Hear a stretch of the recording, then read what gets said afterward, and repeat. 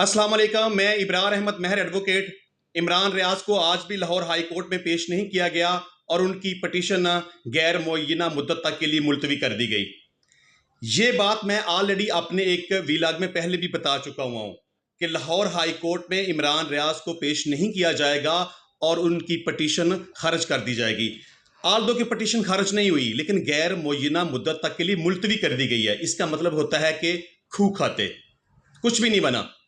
क्योंकि जब आप केस के अंदर बहुत बड़े बड़े ब्लंडर करेंगे, बहुत बड़ी बड़ी मिस्टेक्स करेंगे, तो उसका नतीजा क्या निकलेगा? उसका नतीजा फिर यही निकलेगा। मैं समझता हूं, मेरे मुताबिक अंडर सेक्शन 491 सीआरपीसी के तहत जो पिटीशन फाइल की गई थी, उसमें जितनी बड़ी गलतियां और जितने बड़े ब्लंडर्स किए गए थे, मैं समझता हूँ जितने दिन वो चल गई है उसको उतने दिन भी नहीं चलना चाहिए था।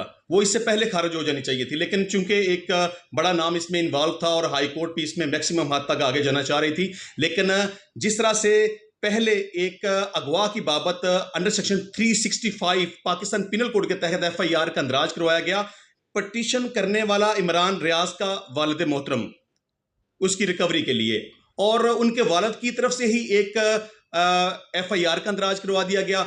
अब दोनों पटिशन्स में मौक़िफ़ डिफरेंट है। उनकी एफआईआर को देखें तो वहां पे वो ये कहते हैं कि कुछ नामालूम मुल्ज़मान ने मेरे बेटे को अगवा कर लिया। हाई कोर्ट में जो पटिशन फाइल की रिकवरी के लिए, वहां कहते हैं जी मेरा बेटा पुलिस ऑफिशियल्स के पास है, उन्होंने उसको बैरून मुल्क जाते हुए गिरफ्तार किया और उन्होंने छोड़ा कोई नहीं, लिहाजा मेरे बेटे को उनकी कस्टडी से बाजियाब करवाया जाए। उन्होंने उसको इल्लीगल डिटेन किया हुआ है। अब दो मुख्तलिफ मौक़िफ़ जब आएंगे तो फिर उसका नतीजा क्या निकलेगा? यही निकलेगा। मैं समझता हूं कि ये अगर मेरिट के ऊपर देखते तो शायद ये पिटीशन डिसमिस हो जाती, लेकिन अदालत ने फिर भी पटिशनर को रिलीफ दिया, उसको डिसमिस नहीं किया, उसको सेंडाई एडजर्न कर दिया, उसको गैर मुअय्यना मुद्दत तक के लिए मुलतवी कर दिया। क्योंकि जब आप एक दफ़ा अगवा की बाबत एफआईआर का अंदराज करवा देंगे तो फिर आप रिकवरी की पिटीशन फाइल नहीं कर सकते। और अगर आपने रिकवरी की पिटीशन फाइल की हुई है और मीनवाइल आप एफआईआर का अंदराज करवा देंगे तो रिकवरी की पिटीशन दम तोड़ जाएगी, वो डिसमिस हो जाएगी। क्योंकि एक टाइम पे दो कार्रवाइयां इकट्ठी नहीं चल सकती। और अगर हम इसको तीसरी बात की तरफ जाएं तो इमरान रियाज खान साहब के दो वकला साहबान का अगर हम मौक़िफ़ डिस्कस करें, जिसमें एक तो अली इशफाक साहब उनके वकील हैं, जो अब उन्होंने अपनी एक ऑडियो रिकॉर्डिंग के अंदर, जिसका जिक्र मैं ऑलरेडी पहले भी अपनी एक व्लॉग में कर चुका हूँ, वो कहते हैं कि जी मैं पूरे यकीन के साथ, पूरे वसूख के साथ ये कहता हूँ और अपने अल्लाह ताला को हाज़िर नज़र जान के ये कहता हूँ कि इमरान रियाज बिल्कुल सेफ़ है, महफूज है और वो बिल्कुल तंदुरुस्त है। वो कहते हैं कि जी मैं अपने अल्लाह ताला को हाज़िर नज़र जानकर ये कहता हूँ कि मुझे पता है कि वो इस वक्त कहाँ पे है, मुझे पता है कि वो किस शहर में है, मुझे पता है वो किस अदारे के पास है, मुझे उनके वेयर अबाउट का पता है, मेरे पास इस हवाले से डॉक्यूमेंट्स मौजूद हैं। अब जब आप तीन किस्म के मौक़िफ़ लेंगे ना तो फिर उसका यही रिजल्ट निकलेगा।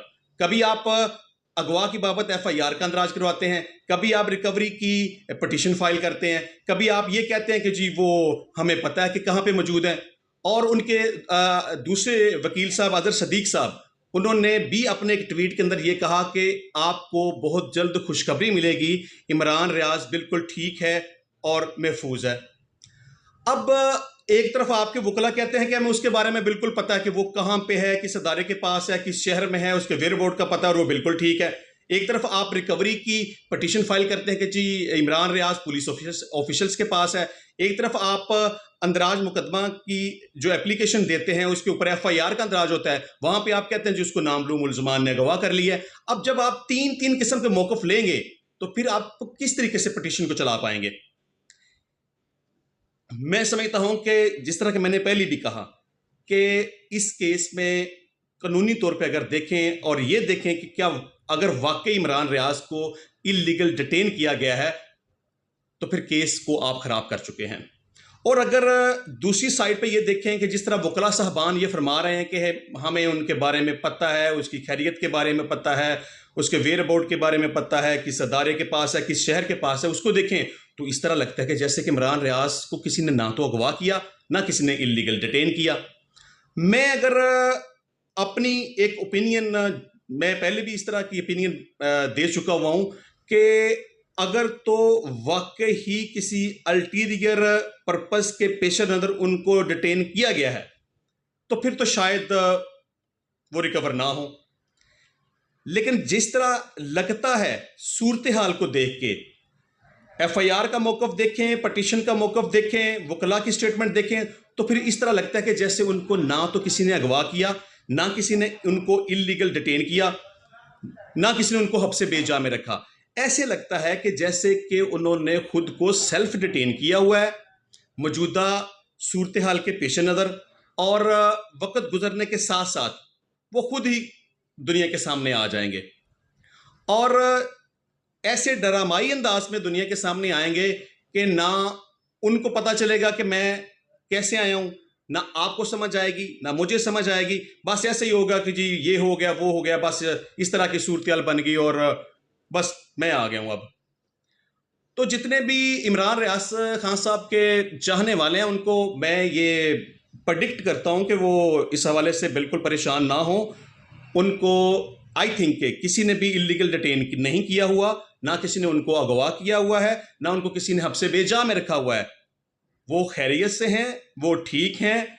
उनके वेयर बोर्ड के बारे में वकला को पता है, उनके किस शहर में है उसका उनके वकला को पता है, किस हालात में है, किस अदारे के पास है, उनके वकला को सब पता है। तो लिहाजा वो बिल्कुल भी ना तो उनको इलीगल डिटेन किया गया ना अगवा किया गया, वो बिल्कुल ठीक हैं, महफूज हैं। वो जल्दी आपके सामने आ जाएंगे और फिर आप देखिएगा जिस तरह मेरी पहले प्रेडिक्शन ठीक हुई थी, ये भी प्रेडिक्शन आपके सामने आ जाएगी और आई होप कि ये भी प्रेडिक्शन मेरी ठीक ही होगी। बहुत शुक्रिया आपका।